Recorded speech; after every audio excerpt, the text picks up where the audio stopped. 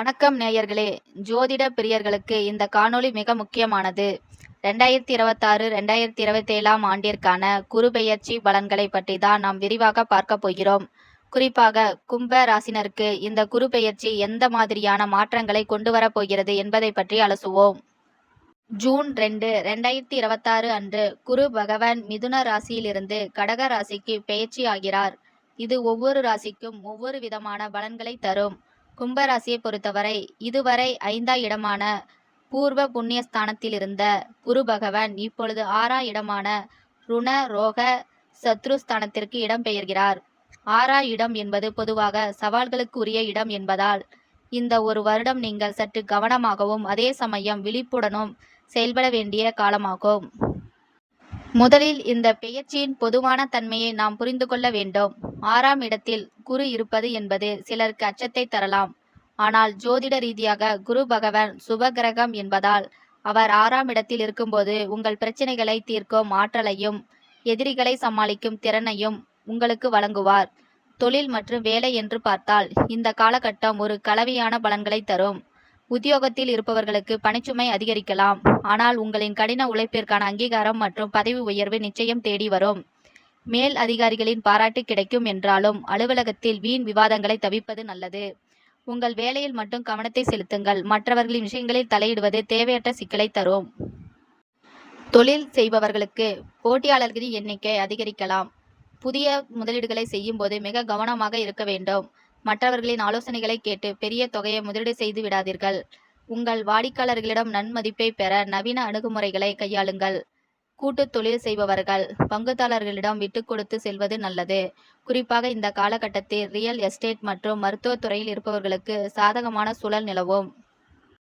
பொருளாதார நிலை என்று பார்த்தால் 6ஆம் இடத்து குரு செலவுகளை காட்டினாலும் அதே சமயம் வரவுகளை கொடுப்பார். கடன் வாங்கும் சூழல் உருவாகலாம். எனவே தேவையற்ற ஆடம்பர செலவுகளை கட்டுப்படுத்துங்கள். சொத்து வாங்கவோ அல்லது விற்கவோ முயற்சிப்பவர்கள் ஆவணங்களை சரிபார்ப்பது மிக அவசியம்.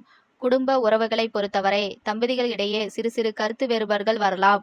ஒருவருக்கொருவர் பேசி புரிந்து கொள்வது பிரச்சனைகளை தீர்க்க உதவும். உங்கள் பேச்சில் நிதானம் இருக்கட்டும்.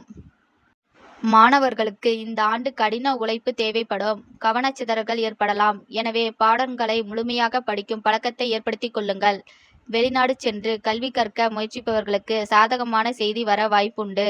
உடல் ஆரோக்கியத்தை பொறுத்தவரை செரிமான கோளாறு மற்றும் சிறு சிறு உடல் உபாதைகள் வரக்கூடும் என்பதால் உணவு கட்டுப்பாடும் உடற்பயிற்சியும் அவசியம்.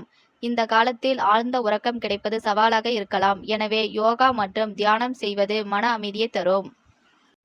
ஆன்மீக ரீதியாக இந்த குரு பெயர்ச்சி காலகட்டத்தில் நீங்கள் பரிகாரங்களை மேற்கொள்வது நன்மையை அளிக்கும். உங்கள் ராசிக்குரிய தெய்வ வழிபாட்டை தவறாமல் செய்யுங்கள். கழுகுமலை வெட்டுவான் கோவிலில் உள்ள தட்சிணாமூர்த்தியை வணங்குவது உங்களுக்கு பெரிய பலனை தரும். காது கேளாதவர்கள் அல்லது ஊனமுற்றோருக்கு உங்களால் முடிந்த உதவிகளை செய்வது குருவின் அருளை பெற்றுத்தரும். ஏழைகளுக்கு உணவு வழங்குவது ஒரு சிறந்த பரிகாரமாகும். இந்த ஒரு வருட காலத்தில் நீங்கள் எதை அவசரப்பட்டு முடிவு செய்யாதீர்கள்.